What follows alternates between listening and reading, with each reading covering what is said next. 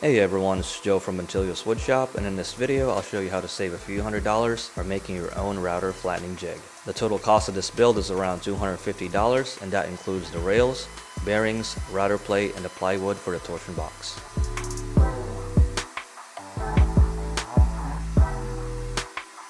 This part of the build is optional as I'm building a dedicated torsion box to mount the rails. The top and bottom are made from 1/2-inch plywood measuring 4 feet by 3 feet.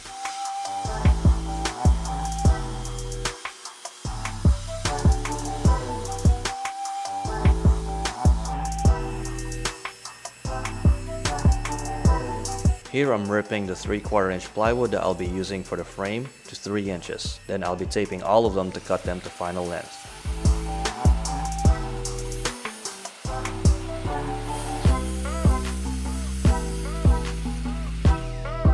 Here I'm laying out the frame so I can countersink and drill pilot holes. I will then transfer the pilot holes to the adjoining plywood to prevent splitting and maintain alignment when driving the screws.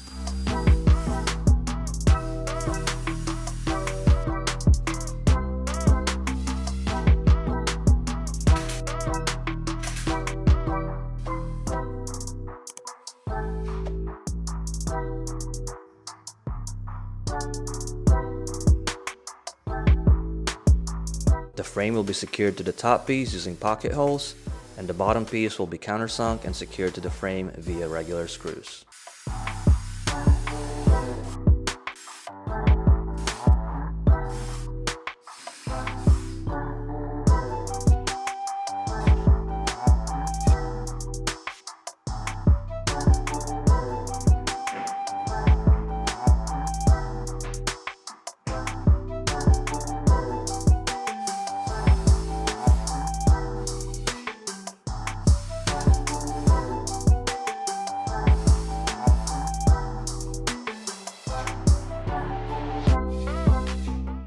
Now that the torsion box is completed, let's go over the parts that we're going to need for this build. Rails, support bearings, and our brackets.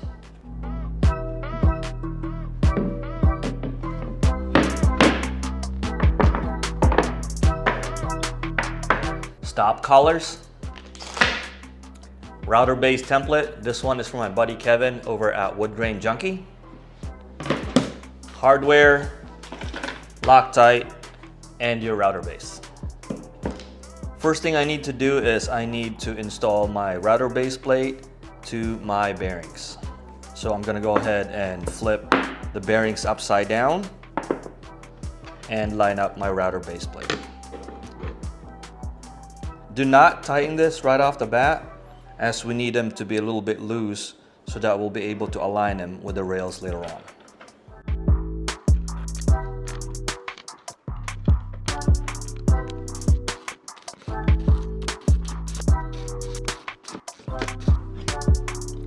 Remove the factory base plate before mounting your router base to your new base plate.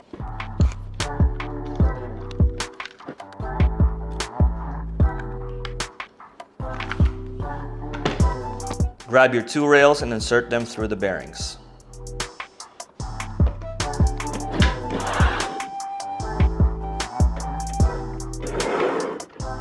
Now we need to make sure that these 2 rails are perpendicular to each other before we tighten the screws underneath the bearings. Thankfully, Woodworking Junkie includes these 2 pieces that will make alignment so much easier. All you have to do is insert them on each end, and it's perfectly gonna space out your rods.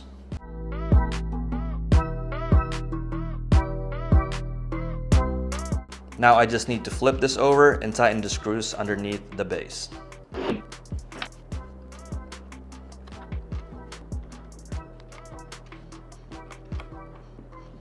After tightening the screws on the base plate to the bearings, go ahead and remove these spacers. You're going to be mounting your support bracket on these spacers.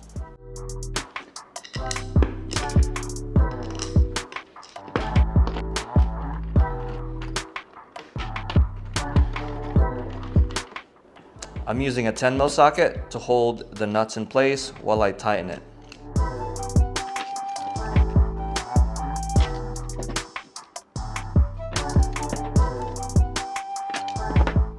Now it's time to mount the top rail to the bottom rail. So I'm gonna lay out my bottom rail. Then I'm gonna bring in my top rail. Do not fully tighten the screws until we aligned and screwed the bottom rails. This is also a good time to tighten the screws that secures the top rail to the support brackets.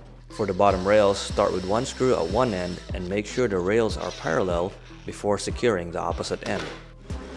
Check for smoothness by sliding the top rail from one end to the other.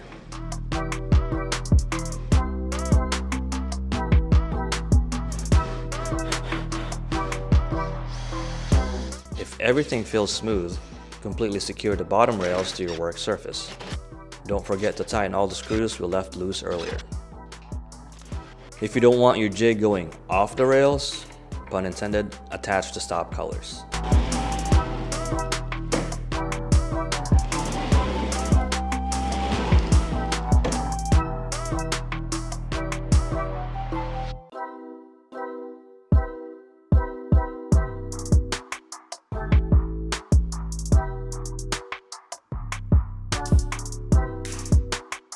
For the maiden voyage, I will be flattening this live edge walnut. It looks like we need to get rid of some twist. I will be using a double-sided tape to secure this piece. Luckily enough, the tape acted as shims, so I won't be using any.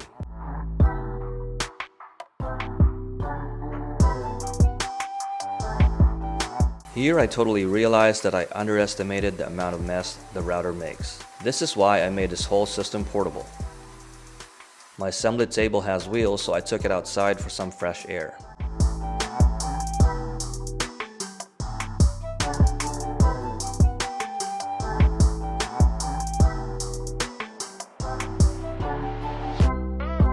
After flattening, a quick check using my Veritas straight edge and confirm the jig performed as expected. With the rails on its dedicated torsion box, I can throw the whole assembly on top of sawhorses if I wanted to. And when I'm finished using the flattening jig, I can take it apart and store the main parts out of the way.